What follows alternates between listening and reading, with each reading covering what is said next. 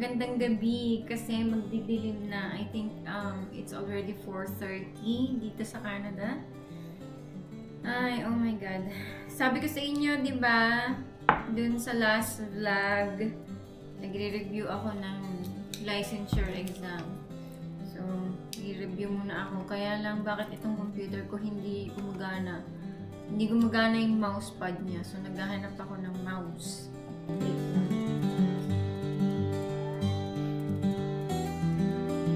Sorry, mahilig akong magkakape.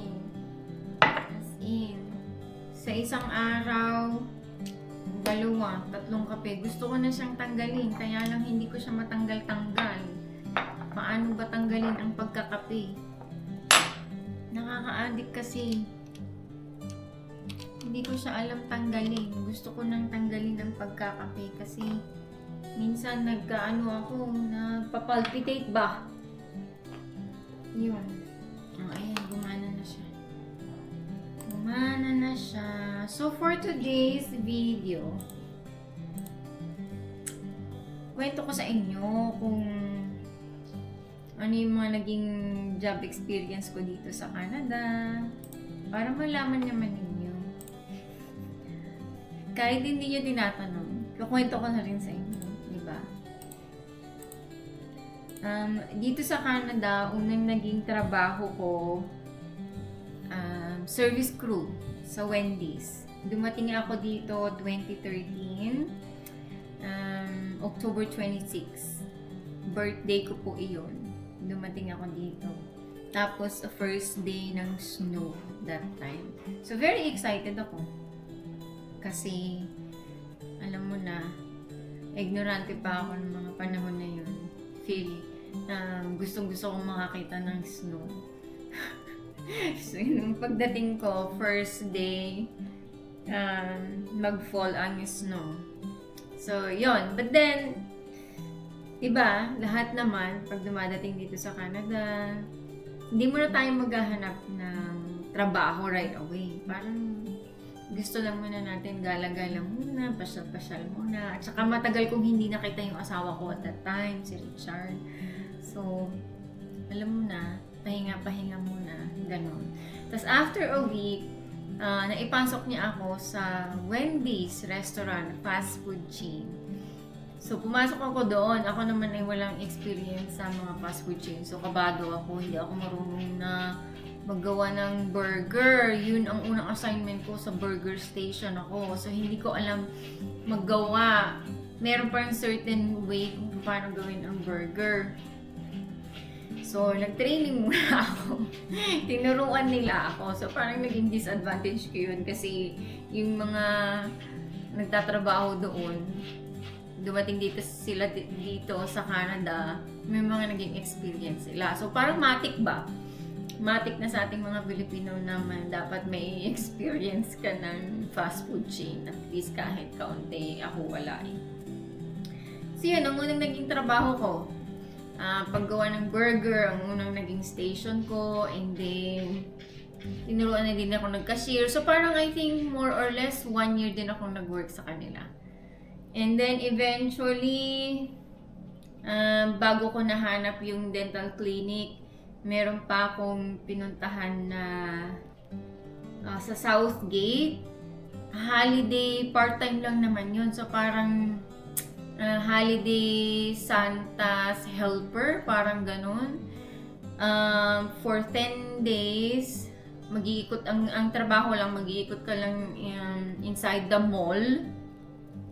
Tapos, mag-assist ka lang sa mga nagsha-shoppers, ganyan. Kung meron silang mga questions, na kagaya ng hanggang kailan yung sale, kasi usually may mga sale pag ganyang mga holiday, hanggang kailan yung sale, ganon. So, sasagutin mo lang yung tanong nila, pero iikot-ikot ka sa mall, yung buong maghapon mo, buong 8 hours mo.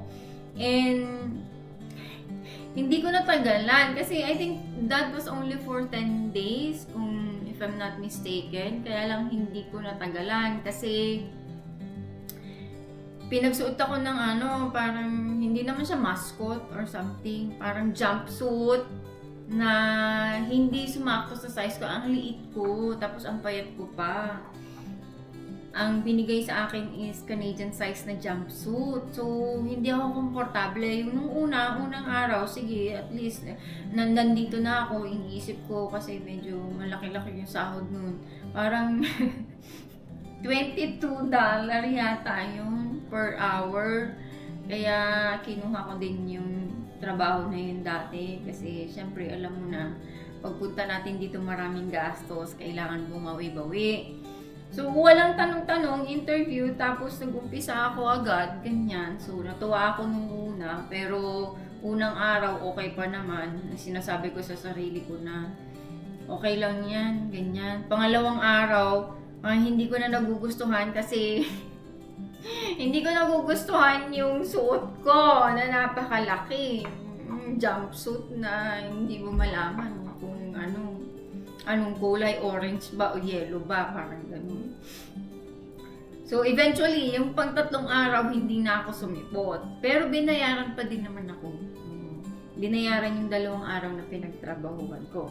So, yun ang pangalawang naging work experience ko dito. Ang pangatlo na is kay Dr. Shuna, sa dental clinic na. Ayun, nagtatrabaho pa din ako ng full-time sa Wendy's at that time. And then, nung natanggap ako kay Dr. Shu, dun ako, yung sa first dental clinic na trabaho ko, dun ako nag-full-time, nag-part-time ako sa Wendy's.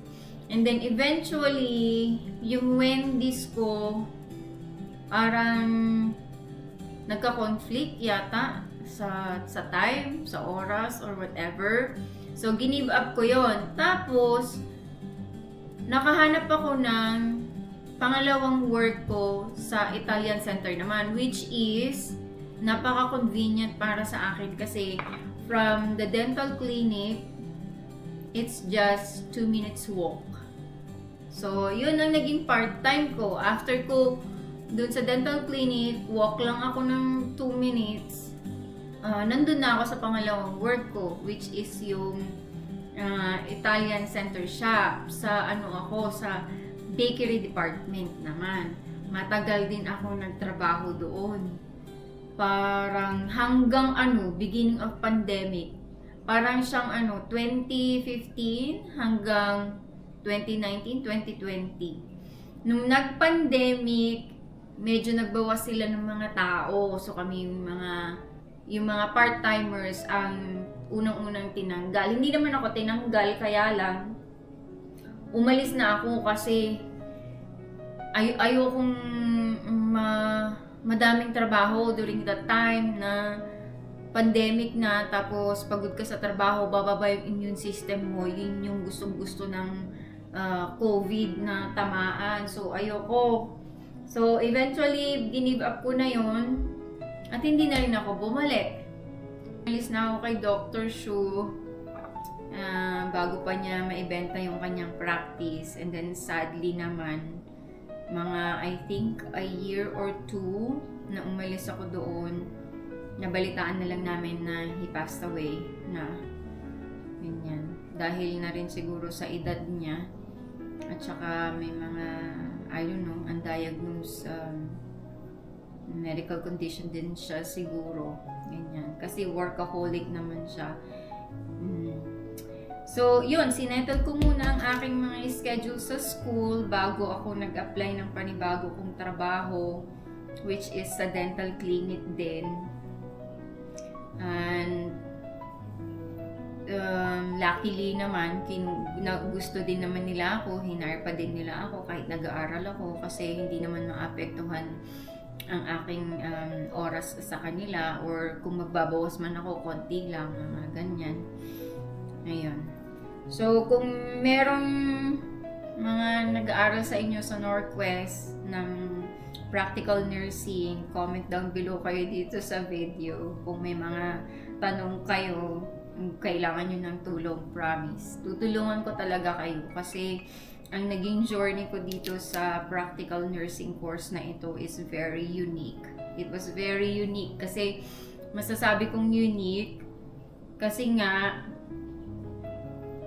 naranasan ko dito na mag-video ng sarili ko para akong gumawa ng YouTube episode na i-video mo yung sarili mo, and then after that, kasi skills yung mga yun eh, kailangan makita nila kung papaano mo i-demonstrate, kung papaano mo gagawin, gaano ka ka-confident. Like for example, pain assessment ang assignment. Okay, make a video of how you do a pain assessment to a patient. So, kailangan may pasyente ka. So, ang lagi yung pasyente dati, si Richard. So, nagbi-video-video kaming dalawa. Ganyan. Paano mo i-assess yung pasyente mo? Kung kunwari actual na pasyente siya, gano'n. So, ang tinitignan lang naman nila dyan, gaano ka ka-confident, paano ka magsalita, paano mo i-assess yung pasyente mo, ano yung mga dapat tatandaan, at mga patient teaching na mga importanteng kailangan sabihin mo sa pasyente, mga ganon.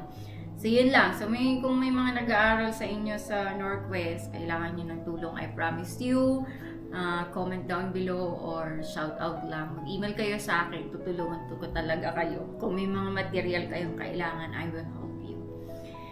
Yan. And then, after that, umalis na ako kay Dr. Shu, nakapaghanap na ako ng aking panibagong trabaho, of course, sa dental clinic din. Then, after mga 7 months yata, hindi ko gusto yung patakbo ng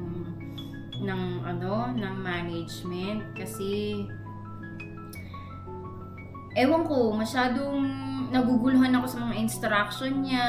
Yung amo, yun yung boss, pero hindi siya yung dentist.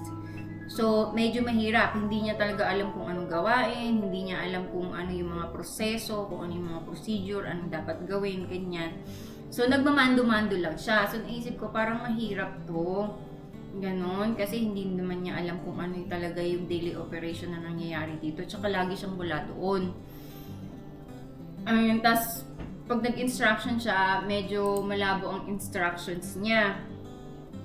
So, nag-resign ako, umalis ako doon, wala namang kaso sa kanya, okay lang din naman. Dinahilan ko na lang na, yun nga, nag-aaral ako, baka maapektuhan yung pag-aaral ko, ganyan. Medyo nalungkot naman siya, pero okay lang yun. And then, nakapaghanap ako another dental clinic din, dito sa may Allard Dental Clinic. Nakapag naman ako doon, I think more than a year. Okay naman ako doon, wala namang kaso. Kaya lang syempre pagka medyo may mga experience ka na ganyan, continuous na yung pag-a-apply mo, pag-ahanap mo ng ibang mga applyan na alam mo na mas malaki yung offer, mga ganyan. So, eto na yung current na na dental clinic ko, which is yung Ellerslie 66. Pag naghahanap kayo ng mga dental clinic, dentist ninyo, meron kami, dito kami sa may Ellerslie 66. O yan, nakapag-plug pa ako.